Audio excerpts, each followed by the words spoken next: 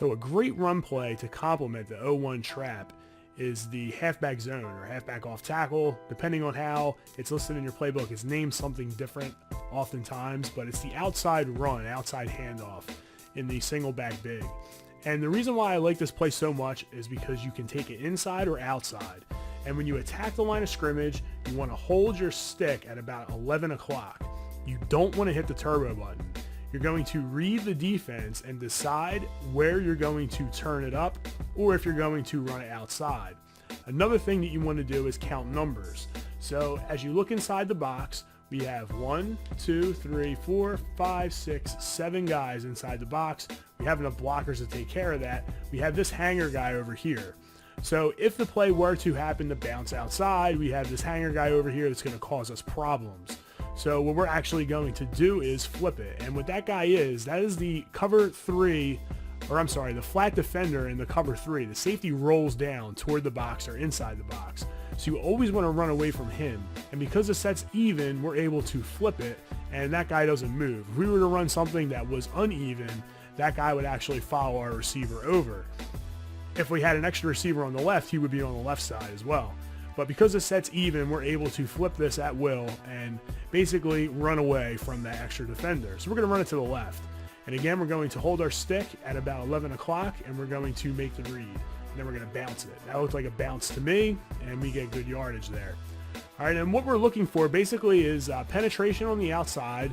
So if that defensive end happens to get way outside and contain the play, we know that we're going to turn up. So that's basically our read. We also know that we're most likely going to get the outside because the defensive end on the left is lined up inside of our tight end. So most times we're going to bounce this, and we bounce it again. All right. So that's basically your read. That's what you're looking at. So if the defense were to run something like this, now it makes it more of an actual read. Like now I really have to read this because the defensive end is in position for outside contain. But we're still able to get outside, and I read that well. So you just have to be able to read it. I probably could have actually took that inside, but if you notice the combo block between the center and the tackle took over and the tight end went to the second level. So that's your read. You want to read that outside blocking scheme. Right there, we got the outside again. Okay, so typically this is an outside run, but you can take it up inside.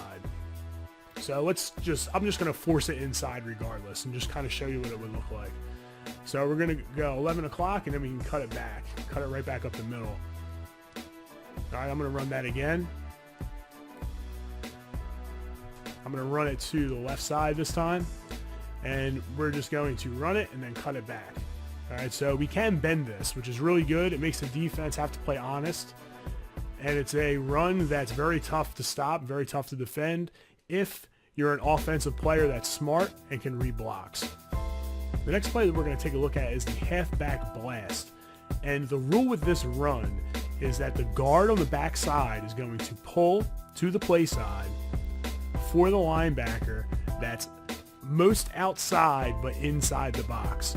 Sounds like a mouthful, but it's not as complicated as you think.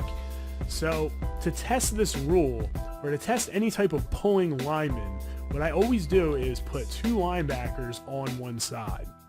All right, so that's going to tell me who that guard is programmed to block. And you'll see that he's programmed to block the outside-most linebacker inside the box. So you see he goes out for him, and we're able to get the outside. And it's important to know that. And the reason why it's important to know that is because there may be a time where you're playing a defense where someone sets something up like this. All right, so now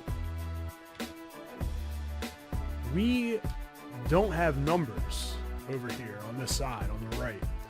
All right, so if our guard were to pull, we have 3 linebackers inside the box. 1 will go unblocked. All right, so we know that we can't run that. I mean, you can look at that defense and you can see that it's overloaded to the right, but there are ways in particular 3-4 defense where you can move guys around and have it somewhat even, maybe one guy less on one side than the other, but there will be 3 people on the second level. So you're going to have to know that if you have 3 guys on the second level, you can't run this play. So that's one reason why I don't run this play often. But if someone's giving me looks where I know that there's a linebacker isolated and I have numbers to his side, I will run this. Against a 4-3 defense, I will definitely run this play if someone's giving me a steady diet of it. And this is also a run you can take inside and out. And you can see right there, I took it inside. And the reason why I took it inside was because the defensive end took contain and our guard turned up inside of that contain. So when I read that guard turn up inside of that contain, I follow him. So that's basically the idea behind it. You want to read the contain and you want to read the guard coming from the backside and you want to follow his rear end up the hole. And that's basically what you want to do. It sounds dirty, but that's football. Thanks for checking out the video. If you like this format, leave a comment down below. Give me some feedback. Even if you didn't like it, I want to know. Video number 3 will be covering all of the passing plays that we run out of this set. So be sure to click that subscribe button to stay up to date on all the latest content. Also, be sure to check out all of my Mortal Kombat X content, as we're going to be playing that quite a bit over the next few months. So thanks for checking in. It's Big J Gleez signing out, and continue to game strong.